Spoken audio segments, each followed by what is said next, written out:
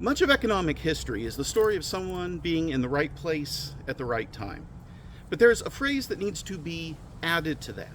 A person needs to be in the right place at the right time and make the right decision. If opportunity is knocking, the person on the other side of the door has to know enough to open the door. If you don't open the door, you're not going to gain from opportunity knocking. Sometimes people are even willing to open the door when opportunity knocks, but they just don't know enough to open the door, or maybe they don't even know that the door's there or what the door's supposed to look like. It's kind of like what Christian Sandvig, in his article, How Technical is Technology Research, was talking about. He told one story about how he benefited from knowing enough about patch panels in order to find out what was really happening at a project he was researching.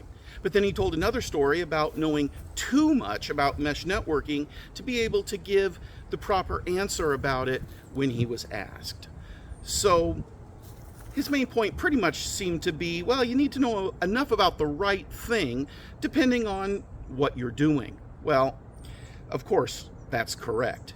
A person needs to know enough about what they're doing, needs to know enough about their own business in order to make a decent decision.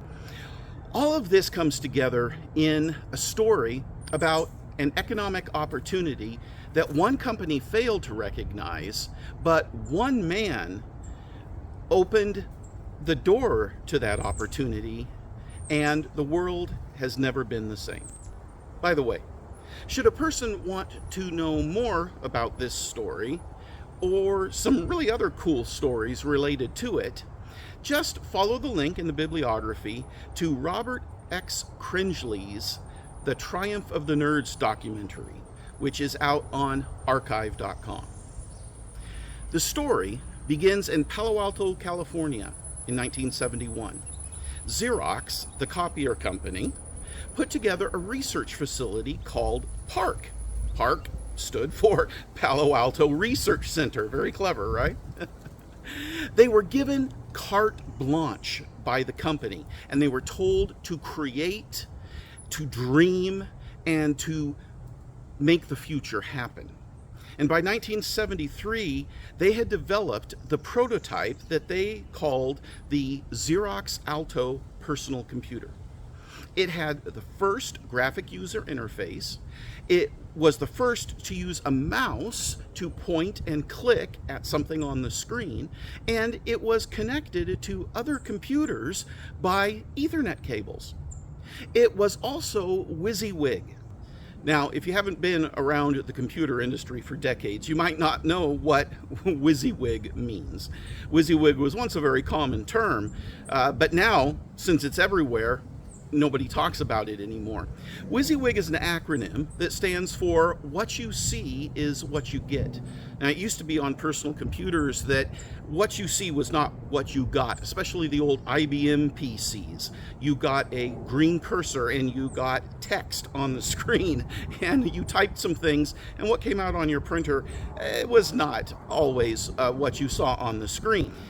But what the Xerox PARC people had created was a computer that could print onto a Xerox laser printer exactly what was on the screen. Very early desktop publishing, that what you saw was what you got. It was revolutionary. And in 1973, it was way before its time. But the suits back east at Xerox headquarters could not comprehend that the people they had hired and told and given carte blanche to create the future had just done. They couldn't understand, they couldn't fathom that somehow their research people at PARC had created the future. They couldn't understand how this product could be used or could be marketed or could be produced or could be sold, even though the researchers at PARC demonstrated it to them. So Xerox headquarters did nothing. But there was someone who could understand it, And Xerox showed him everything they had but would not use. In December 1979, Steve Jobs, who had founded Apple Computers 3 years earlier, was invited to PARC to see everything they had. When he saw the GUI, he knew that that was the future of computing. And the idea for the Macintosh personal computer was born. As we say, the rest is history. Stephanie Young quotes Steve Jobs as saying Xerox could have owned the entire computer industry. The moral of the story? Well, you need to know enough to recognize the door and open it, or at least trust the people that you pay to know enough, and then open the door when they tell you to.